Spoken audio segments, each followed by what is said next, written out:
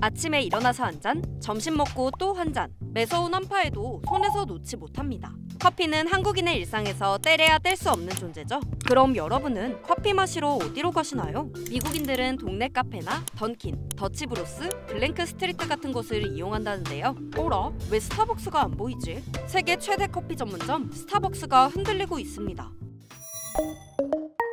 Completely shocked because it was always a busy place. 지난 여름 미국 뉴욕 맨해튼에 있는 스타벅스 매장이 문을 닫았습니다. 1995년 영업을 시작해 30년간 자리를 지켜오던 곳인데요. 임대인이 기존과 같은 임대료를 제시하며 계속 있어달라고 했지만 스타벅스가 거절했다고 해요. 스타벅스는 정확한 이유를 밝히지 않았지만 미국 언론들은 부진한 매출과 연관짓고 있어요. 돈 안 되는 매장을 닫은 거 아니냐는 건데요. Breaking news on Starbucks. Starbucks has suspended its 2025 forecast. 스타벅스 3분기 매출을 보면요. 91억 달러로 1년 전보다 3% 줄었습니다. 3개 분기 연속 매출이 감소세를 보이고 있는데요. 주당 순이익은 무려 25%나 쪼그라들었습니다. 스타벅스 위기는 안방인 미국이 흔들리면서 찾아왔습니다. 방문자 수가 10% 급감했는데요. 미국의 대표적 프랜차이즈이자 충성 고객 많기로 유명한 스타벅스가 어쩌다 이런 신세가 됐을까요?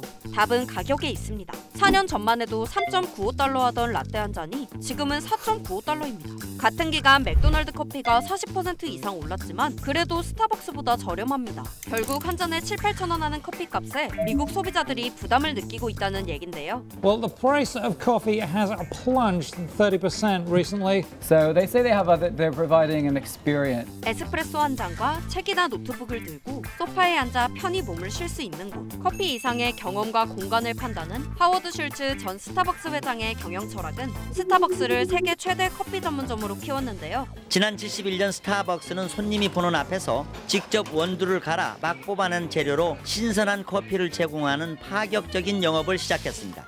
This will be that much better. 문제는 8달러짜리 라떼가 등장할 정도로 가격이 올랐지만 다른 카페와 비교하면 차별점이 없습니다. 매장에는 편안한 소파 대신 오래 앉을 수 없는 딱딱한 의자가 자리하고 있고요. 패스트푸드 업체처럼 고객이 모바일이나 드라이브스루로 커피를 받아 떠나게 하고 있습니다. 아예 픽업 전용 매장도 등장했는데요. 그런데 가격대는 높으니까 고객들은 굳이 스타벅스를 가야 하는 이유를 발견하지 못했고 결국 발걸음을 돌린 겁니다. 여기에 팁까지 요구하면서 단골 손님들마저 등을 돌리고 있는데요. 또 다른 불만은 대기 시간이 너무 길다는 겁니다. Starbucks wait times have ballooned this year. Technomics says 8% of Starbucks customers waited between 15 and 30 minutes for their order. 우유나 시럽, 토핑까지 모바일 앱으로 선택할 수 있는 옵션이 130가지가 넘다 보니 당연히 바리스타가 커피를 제조하는 시간이 길어지고 고객 또한 한참을 더 기다려야 하는 겁니다. It is the biggest Achilles heel for Starbucks. I remember the most is that we were in Chicago at 8 a.m. and everyone shows up and all of a sudden we got a mosh pit and that's not Starbucks. 미국 다음으로 큰 중국 시장에서도 고전을 면치 못하고 있습니다. 3분기 매출이 14%나 줄었는데요. 매출 1위 자리도 중국 토종업체인 루이싱 커피에 내주고 말았습니다. 루이싱 커피는 저렴한 가격을 내세워 성공했는데 매장 수도 압도적 차이를 보입니다. A cup for as low as, get this, less than 10 renminbi or a little over just $1.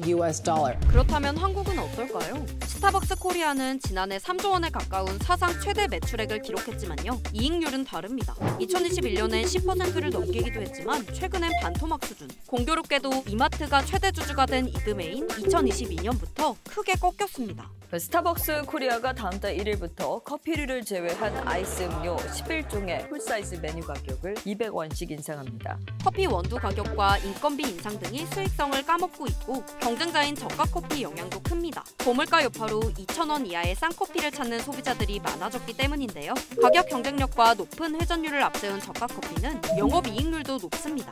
키오스크 없고 진동벨이 뭐냐든 남들 안 하는 건 철저히 안 해온 스타벅스가 변하고 있습니다. 스타벅스 코리아는 이전에 없던 구독 서비스를 시작하고 키오스크 설치도 검토하는 것으로 전해졌습니다. 하지만 스타벅스 직원들은 정작 문제는 다른 데 있다고 말합니다. 음료나 서비스의 질이 나빠져 실적이 예전만 못하다는 겁니다. 스타벅스의 가장 큰 과제는 영업 실적을 올리는 것과 함께 지금 이번에 직원들의 반발이 있었잖아요. 결국은 스타벅스 직원들에 대한 상생 내지는 직원들과의 협력, 그걸 통해서 이 브랜드가 소비자들한테도 잘하지만 내부 직원들한테도 잘한다는 그런 기업 이미지를 만들어가는 것이 굉장히 중요하다. 스타벅스 본사는 지난 8월 실적 부진 등의 책임을 물어 렉스먼 내러시먼을 해임하고 음식 프랜차이즈 치폴레를 이끌었던 브라이언 니콜을 새 CEO로 선임했는데요. 그가 내건 필승 전략은 백투 스타벅스. 고객이 매장에 더 오래 머무를 수 있는 환경을 만들어 본래의 스타벅스로 돌아가겠다는 겁니다. 또 두유나 오트밀크 등 식물성 우유로 바꿔도 추가 비용을 받지 않기로 했고요. 메뉴도 단순화하기로 했습니다. 스타벅스가 그 시장에서 계속 승자가 되기 위해서는 현재에 안주하지 않고 품질이나 가격이나 서비스에서 계속해서 혁신하고 변화하고 해야 되는 것이 분명한 과제라고 보여집니다. 스타벅스는 구겨진 자존심을 회복하고 고객들의 마음을 다시 사로잡을 수 있을까요? 불닭볶음면, 백설설탕, 쇠고기 다시다. 모두 다 익숙한 상표인데 자세히 보니 뭔가 좀 어색하지 않나요? 모두 중국 짝퉁입니다. 사실 식품만 그런 게 아니라 전자제품이나 패션 상품까지 중국 짝퉁이 곳곳에 침투한 지 오래잖아요. 그런데 최근엔 국내 소상공인 제품까지도 그 제품에 타깃이 되고 있다고 합니다. 손수 디자인한 제품으로 4년째 가방 브랜드를 운영하고 있는 신주현 씨. 커다란 리본 모양 가방이 대표 인기 상품인데요. 꾸준하던 매출이 어째선지 석 달 전부터 뚝 떨어지기 시작했다고 합니다. 뭐가 문제인가 싶었는데 국내 도소매 플랫폼에 풀린 카피 제품이 원인이었습니다. 플랫폼으로만 확인할 게 아니라 직접적으로 정말 어느 정도 똑같이 만들었는지, 가격대는 얼마에 팔고 있는지 그 시장을 가서 한 바퀴를 쫙 도는데 한 3-4군데가 있었어요. 이 짝퉁의 근원지 다름 아닌 중국이었죠. 한국 제조면은 그 매장에 가가지고 제가 이거 저희 상품이랑 너무 흡사하게 만드셨는데요, 카피 아니에요? 하면서 말을 할 수 있었을 텐데 메이드 인 차이나인 거예요. 그래서 메이드 인 차이나 도매에서 풀렸구나. 그래서 이분들이 거기에서 뛰어다가 지금 한국에도 판매를 하고 있는 거구나. 답답한 마음에 올린 SNS 게시글엔 잇따라 댓글이 달렸는데요. 아니나 다를까 혼자만의 문제가 아니었습니다. 생활용품이나 인테리어 소품 하나하나까지 중국 카피를 피해가지 못했던 거죠. 요즘에는 그 카피에서 올라가는 속도가 상품에 인기가 있는 건 한두 달이면 올라가고, 인스타 브랜드에서도 유명한 브랜드들이 있잖아요. 이미 이제 중국 업체에서 보고 있다가 뭐 신상품이 올라오면 바로 올라오는 지경까지 됐고, 내가 직접 자체 제작한 거라고 하면서 막 이렇게 올려도 내 팔로워였던 사람마저도 내가 카피해서 파는 줄 알았다는 거예요. 알리에서 보고 나서 저도 제가 이런 거 당사자가 될 거라는 거 상상도 못했고, 이게 당해보면 정말 피코소시고요. 처음에 알았을 당시에 한 일주일 동안 잠 못 잔 것 같아요. 물론 피해를 본 디자이너들도 마냥 손 놓고 있었던 건 아니지만요. 대응에 한계가 있었습니다. 쇼핑몰에 도용을 신고하면 검토를 거쳐 게시물을 차단해주지만요. 판매업체 자체를 제재하는 건 아니기 때문에 똑같은 게시물은 또다시 올리면 그만이고요. 또 도용업체를 상대로 법적 대응을 할 수도 있지만 시간과 비용 부담 때문에 개인이 엄두내기 쉽지 않죠. 또 이제 제보가 막 들어와요. 쇼핑들이. 세부에 또 올라있다고 연락이 온 거예요. 계속 생겨나는 거예요. 그러니까 제가 그거에 집중하면 제 일을 못하는 거예요. 그거 신고하고 찾고 계속 모니터링하고 그렇게 하면. 이렇게 소상공인들의 제품까지 중국 짝퉁에 타깃이 된 건 중국 이커머스 플랫폼이 국내에 진출하며 자리 잡기 시작한 시기와 맞물려 있는데요. 결국 잘 팔리기 때문이죠. 우려스러운 점은 알리나 테무보다 더 몸집 큰 중국 이커머스 플랫폼이 국내 상륙을 앞두고 있다는 겁니다.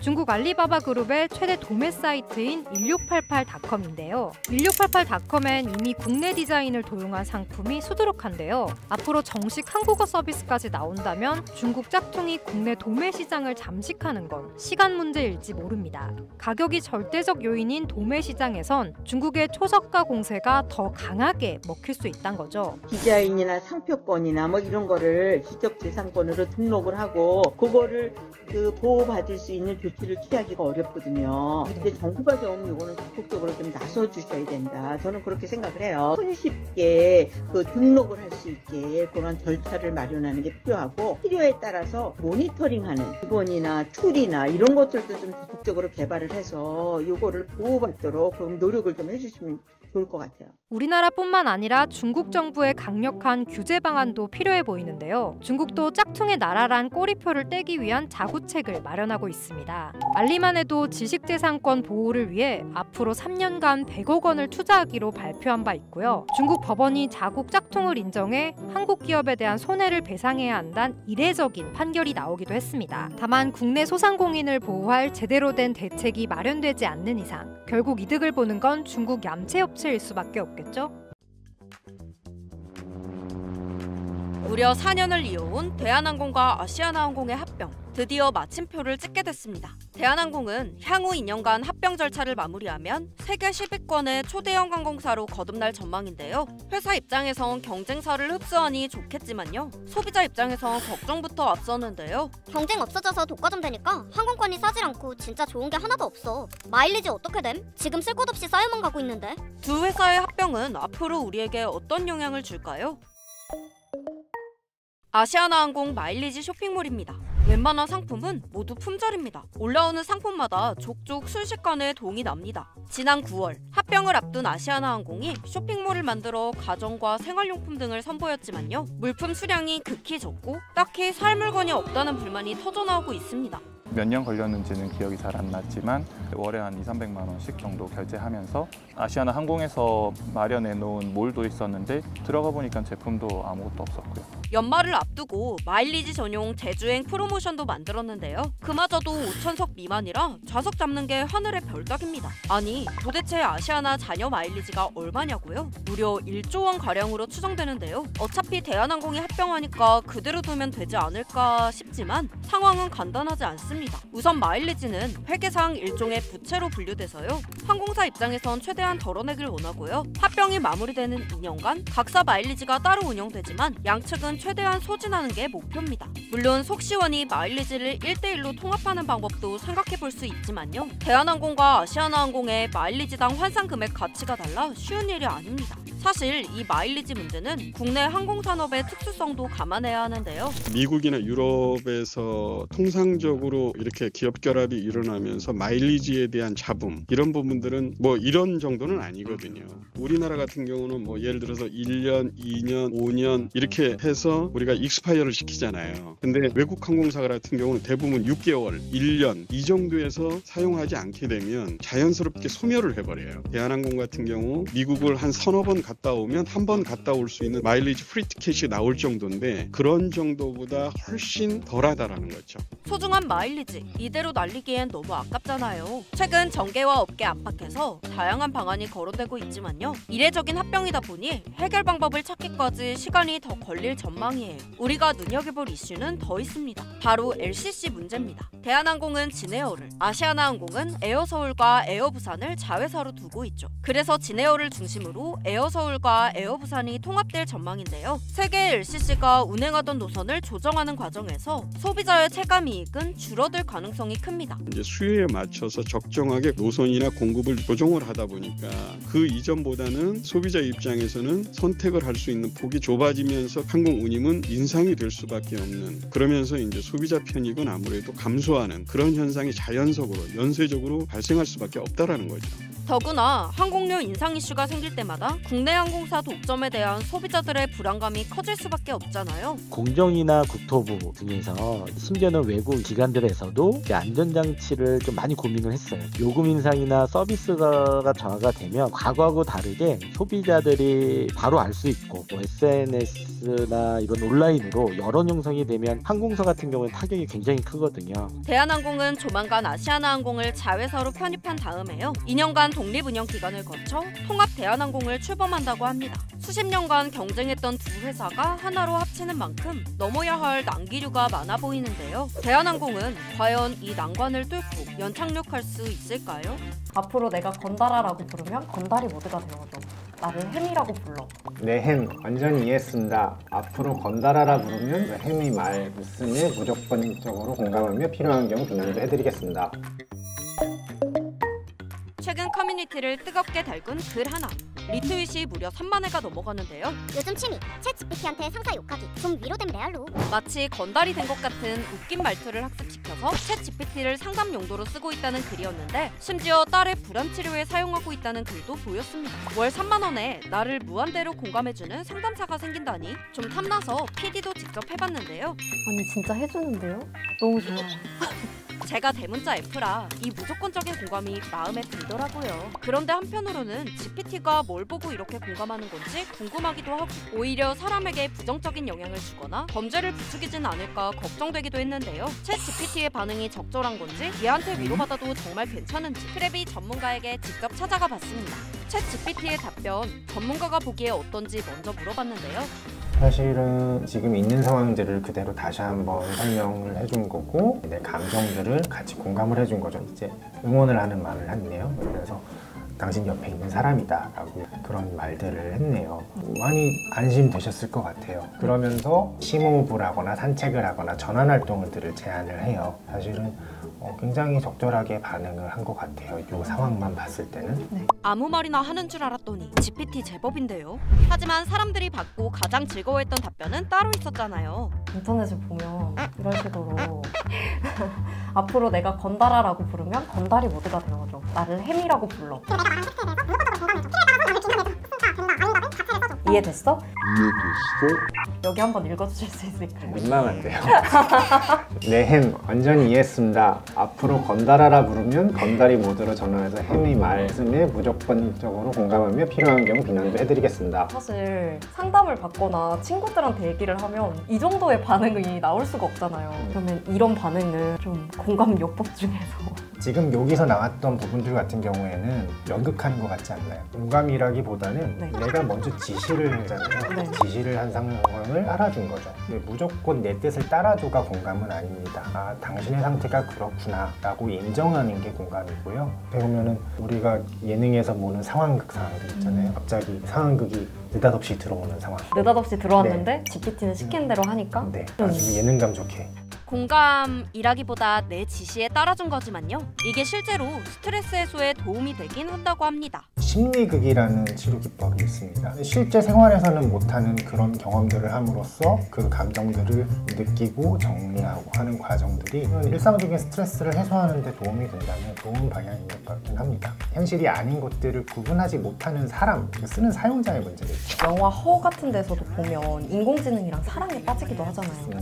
잘못 빠지지 않기 위해서 주의해야 될 점들이 뭔지 말씀? 생활이 잘 유지가 되는가 항상 생각을 해보면 좋을 것 같아요. 이제 여기서 이렇게 연극도 해보고 그래도 내 일을 하잖아요. 그게 되게 중요한 거거든요. 내 일상적인 일들을 유지하는 데 그것이 도움이 된다면 친구도 만나고 할 일들도 하고 돈도 벌고 건강하게 사용을 할 수 있는 거라고 생각합니다. 단 이제 너무 많이 빠져서 이런 대화만 하게 되고 일상적인 만남들을 피하게 된다거나 그런다면은 이럴 때는 챗 GPT 사용을 잠시 멈추는 게 좋다고 합니다. 또 일상적인 스트레스를 해소하는 건 좋지만 우울함이나 불안 때문에 생활에 지장이 갈 정도라면 전문가를 찾아 상담하는 게 좋은데요. 뿐만 아니라 챗 GPT의 발언을 참고해 문제를 해결하려고 할 때도 각별히 주의를 기울여야 합니다. 이게 항상 옳은 대답을 주지는 않는다는 게 중요합니다. 이 할루시네이션이라고 이제 거짓말을 하는 경우들도 꽤나 있는 걸로 알고 있어요. 결국에는 이거대로 행동하는 게 내 책임이다라는 것들을 알아야 되고요. 현실과 현실이 아닌 것들을 구분하시기 어려우신 분들의 사용에 있어서는 그 사람들의 제한을 어떻게 해야 되는가는 정보들을 어느 정도 해줘야 될까는 여러 사회적인 논의들이 앞으로 많이 필요할 것 같아요.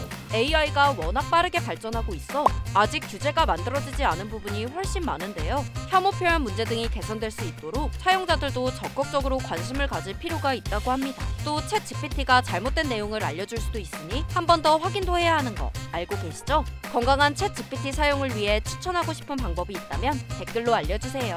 콘텐츠를 즐겼을 뿐인데 어느새 텅 비어버린 지갑. 무심코 쇼품 콘텐츠를 내리다가 마음에 드는 물건을 발견해 덜컥 구매한 경험 다들 있으시죠? 단순히 재미로 즐기던 쇼폼이 이제는 상품 구매의 창구가 되고 있다고 합니다.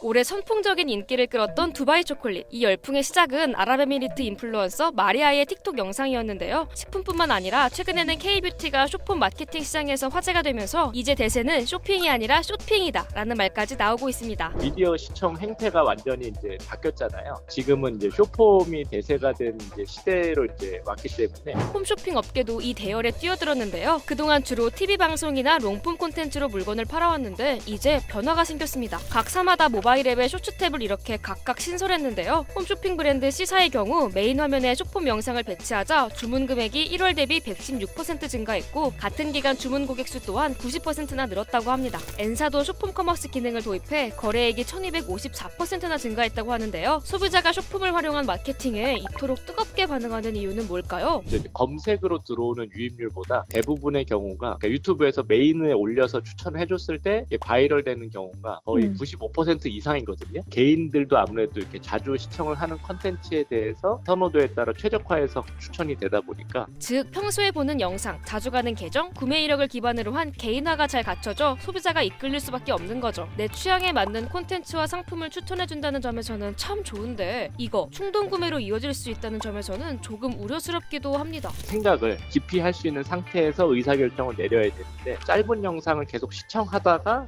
충동적으로 구매하기도 쉬워진다라고 하는 거거든요. 사람들이 쇼폼 영상을 시청할 때는 대부분 이제 전두엽이 활성화가 거의 안 되고 후두엽이 활성화 된다고 지금 분석을 하고 있거든요. 전두엽이 충분히 활성화가 안 된 상태에서 구매 결정을 내리기 때문에 인공지능을 통한 맞춤형 콘텐츠 추천 또한 고도화되면서 소비자는 이전처럼 정보를 검색하거나 가격을 비교하기보다는 보다 즉흥적인 소비를 하게 될 것이라는 전망도 나오고 있습니다. 또한 소비자는 순간적으로 발생한 도파민으로 구매를 결정하다 보니 후회를 반복하게 될 수밖에 없는데요. 업계에선 이런 쇼핑 트렌드가 더 확대될 것으로 전망하고 있습니다. 지금은 아직 쇼폼 콘텐츠 이후에 대세가 될 미디어 시청 행태가 아직 나오지 않은 것 같아요. 그래서 지금 쇼폼 형태로 가는 거는 앞으로도 한 3년에서 5년 정도는 쭉 갈 것 같아요. 소비자 입장에서는 건강한 콘텐츠 시청과 건강한 의사결정을 통한 소비 경험으로 이어지지 않을 수도 있기 때문에 그러한 부분들은 쇼핑이 주는 좀 아쉬운 지금 부분이라고 생각이 될 수 있다고 생각됩니다. AI의 발달로 쉽고 빠르게 콘텐츠를 제작할 수 있게 되면서 쇼핑 홍수에 호우적될 가능성이 많은데요. 앞으로는 소비자가 자신의 필요와 욕구를 더 엄격하게 구분해야 할 것으로 보입니다. 쇼핑에도 쇼폼 콘텐츠가 적용된 시대, 여러분은 어떻게 생각하시나요? 댓글을 통해 의견을 남겨주세요. 식탁 위의 작은 종업원, 테이블 오더. 직원을 부르지 않아도 터치 몇 번으로 빠르게 주문할 수 있잖아요. 소비자의 입장에선 간단하고 편해서 좋고요. 일손과 비용을 줄일 수 있어 자영업자들도 선호하는 추세인데요. 이 정도면 인건비 많이 아끼겠네. 하지만요, 테이블 오더 사용료에 피해를 봤다는 사장님들이 속출하고 있습니다.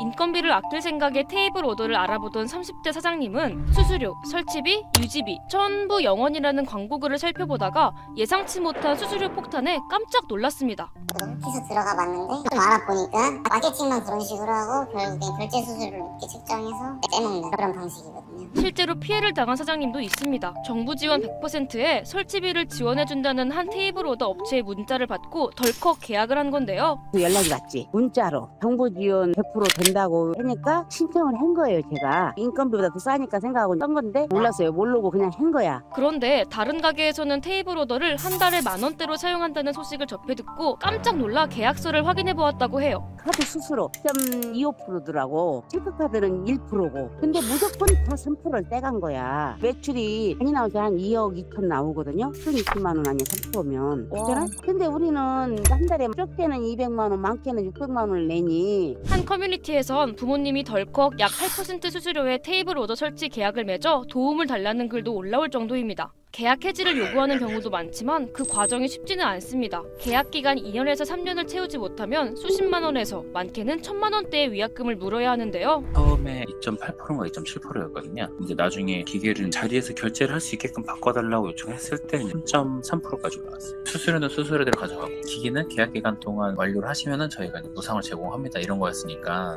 기간 내에 해지를 하게 되면 멘탈료가 아마 붙었던 것 같아요. 계속 고민을 하면서 썼던 것 같아요. 이거를 해지를 해야 되나 말아야 되나. 테이블 오더에 이렇게 높은 수수료가 부과되는 이유는 뭘까요? 보통 매장에서 카드 결제를 하면 벤사를 통하게 되는데요. 이들은 카드사와 매장을 안전하게 연결해주고 그에 대한 수수료를 떼어가는 거죠. 벤사를 통한 카드 결제는요, 여신전문금융법에 의거해 0.5%에서 1.5%까지의 카드 수수료만 부담하면 됩니다. 그런데 일부 테이블 오더는 벤사가 아닌 피지사를 통해 소비자들이 비용을 지불하게 합니다. 피지사란 전자결제 대행사로 온라인에서 금융기관과 거래를 대행해주는데요. 카드뿐만 아니라 통신사 결제, 계좌이체 등 분야를 가리지 않아 소비자들에게 결제 방식의 폭을 넓혀준다는 장점이 있습니다. 그러나 벤사보다 결제 단계가 많아 수수료는 이중으로 부과된다고 해요. 일반적인 수수료율이 자그마치 0.8%에서 2.5% 수준이고 관련 법률이 없어 그 이상을 받아도 전혀 문제가 없다고 합니다. 카드 수수료처럼 피지사도 결제 수수료를 제한하면 되지 않을까 싶지만요. 금융위원회에서는 현행법상 근거가 없다며 신중하게 접근할 필요가 있다는 답변만을 남기고 있어요. 새로 창출된 시장이고 최근에 만들어졌기 때문에 문제가 되는 거고, 정부가 적극적으로 나선다 그러면 충분히 조절할 수가 있다. 공정거래위원회 기존의 공통약관은 이미 다 만들어져 있습니다. 테이블 오더에 대해서도 적용만 하면 되는 것이다. 테이블 오더나 키오스크 등 매장을 디지털화하기 위해 정부에서는 2020년부터 구매 비용의 70%를 지원해주는 예산 사업을 진행하고 있습니다. 올 한 해 예산만 자그마치 344억 원, 누적 보급 대수는 39,000대이고요. 내년 예산안에는 325억 원이 반영되었죠. 일부에서는 수수료가 제한되어 있지 않은 채로 테이블 오더 시장이 확대되면 소위 배달어플 사태처럼 결국 매장을 이용하는 소비자들에게 그만큼 비용이 전가될 거라는 의견도 나오고 있어요. 테이블 오더가 편안하고 익숙해지면 거기서부터 자유롭기가 어려운 그 상황이 되면 그때부터는 수수료를 조금씩 올리는 거죠. 그러면 울며 겨자 먹기로 수수료를 안 낼 수가 없는 거죠. 얼핏 보기에는 굉장히 합리적인 것 같지만 결과적으로 보면 소비자가 지불하는 가격은 올라가게 되는 것이 일반적으로. 편의를 위해 도입한 시스템이 또 다른 부담이 되는 역설적인 상황. 테이블 오더가 앞으로 독이 될지 득이 될지 점검이 필요해 보입니다. 여러분의 의견을 댓글로 남겨주세요. 세계 2위 자동차 그룹 폭스바겐을 무너뜨렸고요. 일본 자동차 업계 2위 혼다와 3위인 닛산이 손을 잡게 했습니다. 그리고 세계 전기차 판매 1위 테슬라를 턱 밑까지 쫓아왔죠. 중국 전기차 비아디가 한국 시장 진출을 눈앞에 두고 있습니다.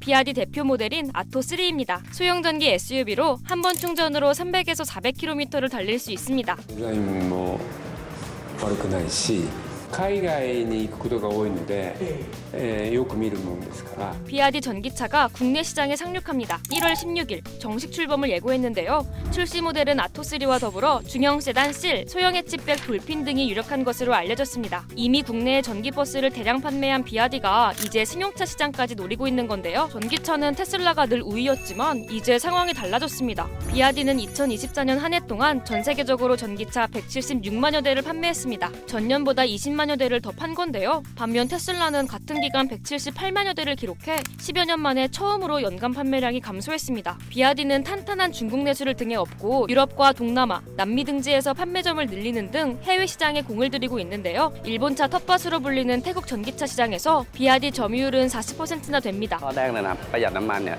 ปกติเนี่ยเราเติมน้ำมันเดือนหนึ่งก็ประมาณ 5-6,000 บาทพอเรามาเปลี่ยนเป็นใช้รถตัว EV ค่าไฟที่บ้านเพิ่มประมาณ 1-2,000 บาทอย่างเงี้ยไม่เกินจากนี้ 1995년 배터리 회사로 시작한 비아디가 세계적인 전기차 기업으로 성장한 원동력은 가격 경쟁력입니다. 전기차 가격의 40% 이상을 차지하는 배터리를 자체 생산하고 차량 제조까지 직접 해 낮은 가격에 공급이 가능한 건데요. 특히 비아디가 쓰는 LFP 배터리는 한국 기업들의 주력 제품인 삼원계 배터리보다 30%나 저렴합니다. 비아디는 또 기술력을 끌어올리기 위해 연구개발 등에 투자를 아끼지 않고 있는데요. 삼원계 배터리와 비교해 못으로 찔러도 불이 나지 않는다며 자사 배터리의 안전성에 대해서도 자신감을 보이고 있습니다. 이러한 가격, 기술 경쟁력이 해외 시장에 도전장을 내민 밑거름이 된 건데요.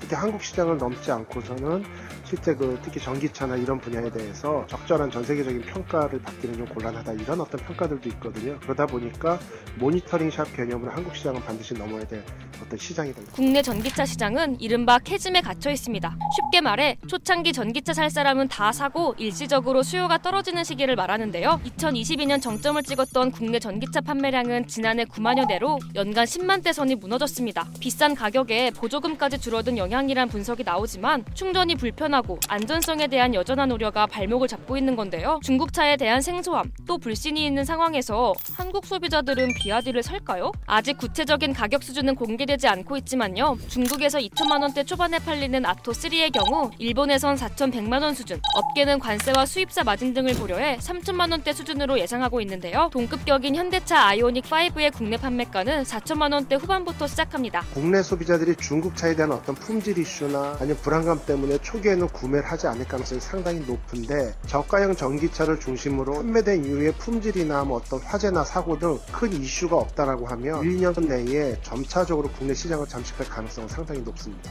글로벌 완성차 업체들은 비아디 등 중국산 전기차 공세에 생존 위기에 내몰리고 있습니다. 폭스바겐은 독일 공장 폐쇄까지 검토했다가 인력 3만 5천 명을 줄이기로 했죠. 미국, 유럽 등이 중국산 전기차에 대한 관세율을 대폭 올린 이유도 여기에 있는데요.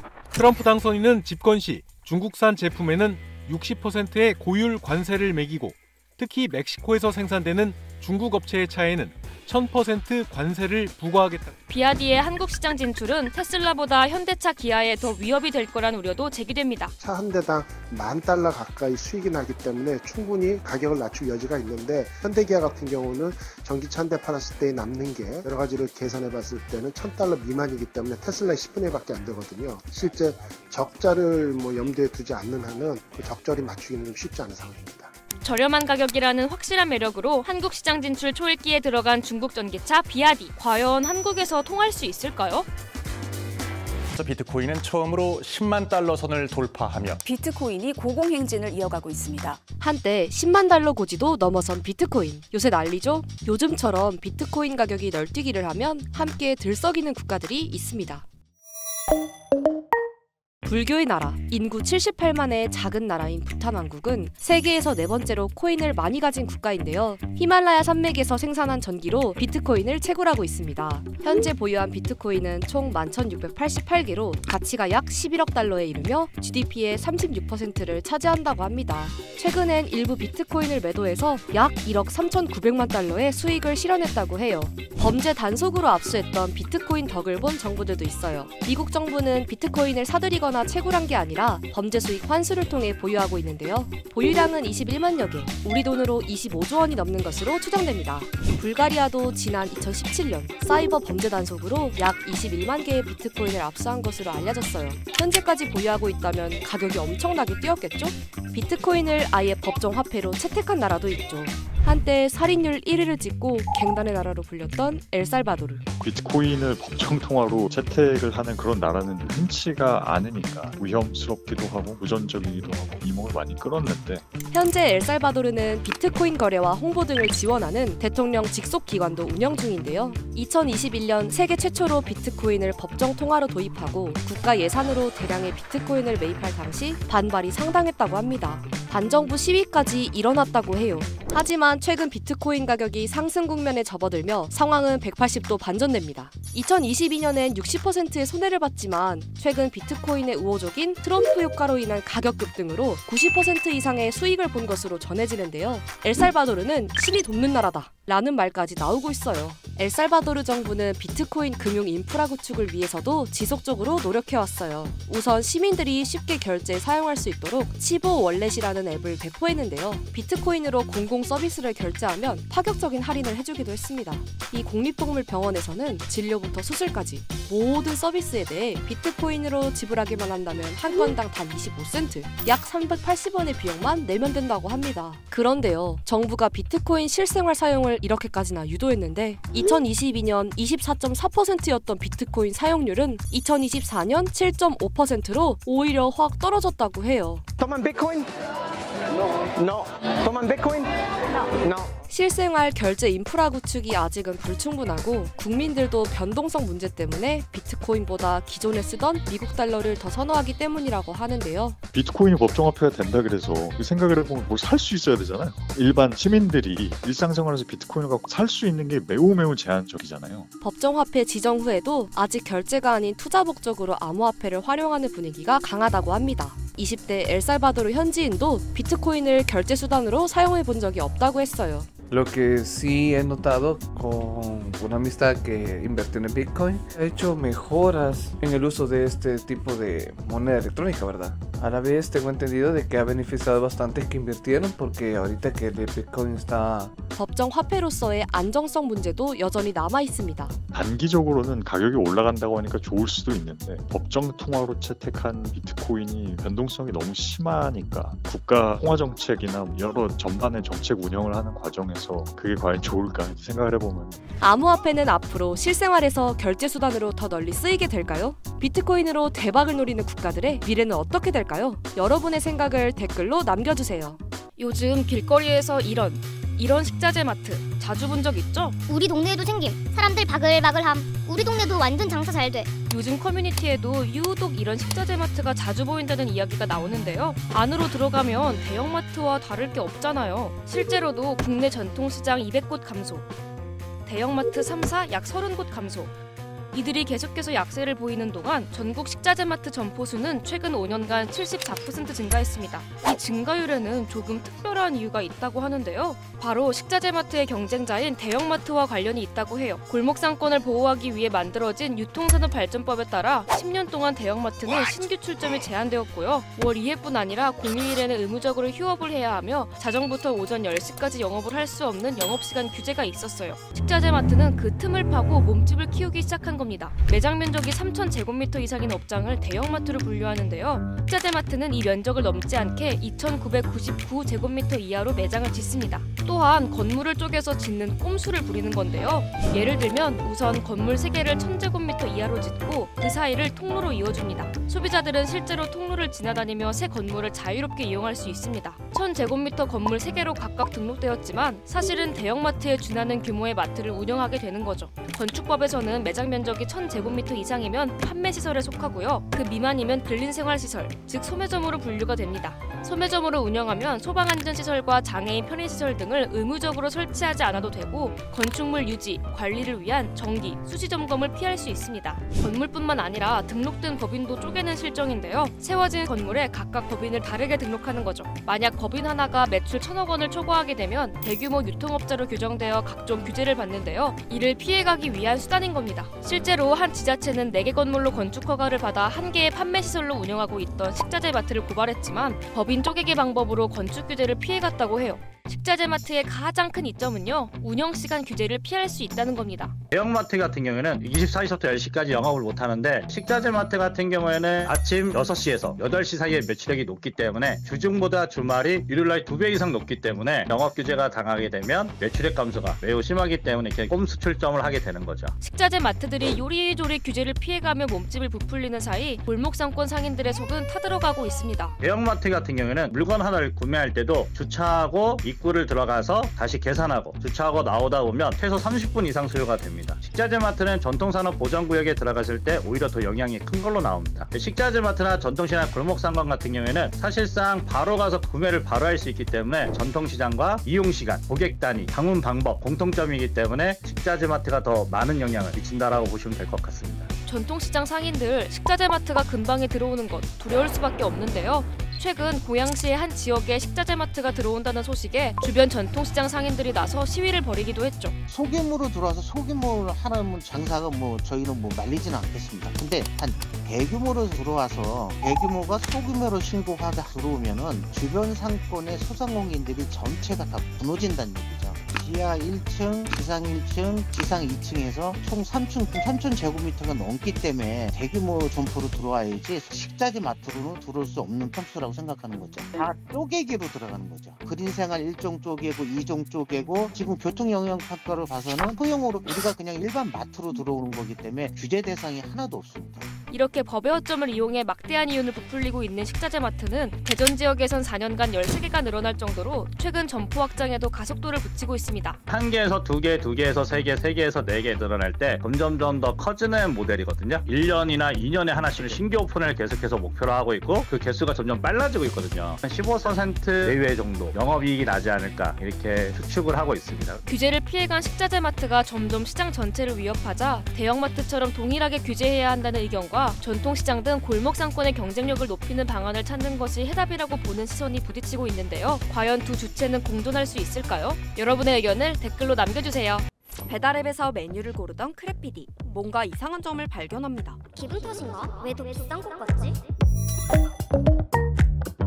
지난 24일 패스트푸드 엘사는 배달과 매장 메뉴에 차등을 두는 이중가격제를 도입한다고 선언합니다. 그런데 경쟁업체인 M사는 이미 이중가격제를 적용하고 있었죠. 가격이 다른 건 패스트푸드뿐만이 아니었는데요. 얼마나 차이 나길래? 크랩이 직접 매장 가격과 배달 가격을 비교해봤어요. 배달앱에서 커피 프랜차이즈 M사를 검색했을 때 아이스 아메리카노의 가격은 2,600원이었습니다. 그런데 직접 매장에 가서 비교해봤을 때 아이스 아메리카노는 2,000원이었어요. 같은 아메리카노 5잔을 구매한다면 배달비까지 하면 14,600원, 매장에서 사오면 만원으로 약 4,600원 차이가 나게 되는 건데요. 마찬가지로 패스트푸드 전문점 M사의 S버거 세트, 기사 Q세트의 배달음 내 가격은 각각 8,400원, 11,300원, 매장에서 구매했을 때의 가격은 각각 7,100원, 9,900원이었습니다. 무료 배달이라고 해서 배달앱을 이용해 음식을 시켰는데 돈을 더 내는 꼴이 되는 건데요. 이런 이중가격제, 소비자들 반응은 달갑지 않은 상황입니다. 기존에 이제 올려졌던 최소 주문이 올라가 있는 상태에서 점주들이 지불하던 수수료를 소비자가 다시 지불하는 구조가 만들어지니까 필연적으로 소비자의 부담이 더 커진 상황이 돼버린 거죠. 소비자가 더 높은 가격으로 동일한 서비스나 동일한 제품들을 구매해야 되는 그런 결과들을 초래하게 되는 거죠. 이중가격제는 중개수수료와 배달료, 결제정산 이용료까지 지불하면 점주 손에 들어가는 수익이 거의 없다는 이유에서 도입된 건데요. 현재 배달앱 3사는 일제히 주문 금액의 9.7%에서 9.8%에 달하는 중개수수료를 업주에 부과하고 있습니다. B사의 경우 올해 기존 6.8%에서 3%나 올랐습니다.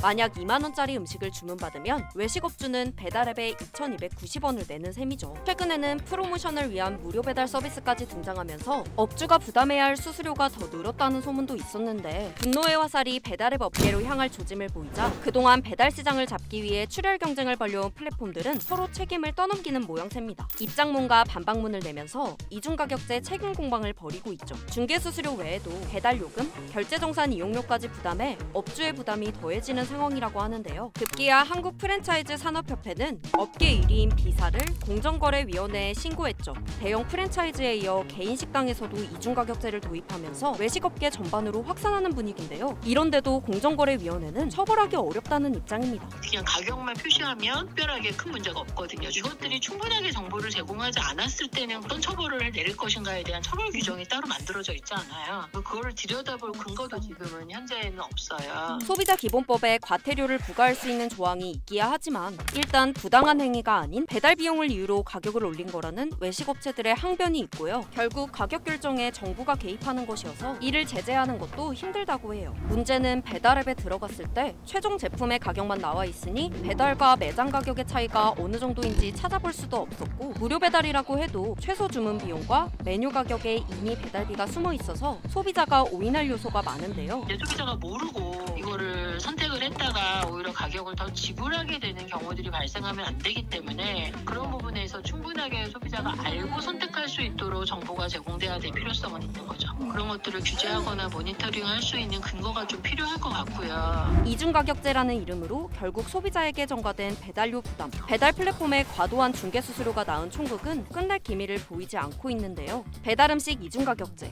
여러분은 어떻게 생각하시나요? 댓글로 의견을 남겨주세요.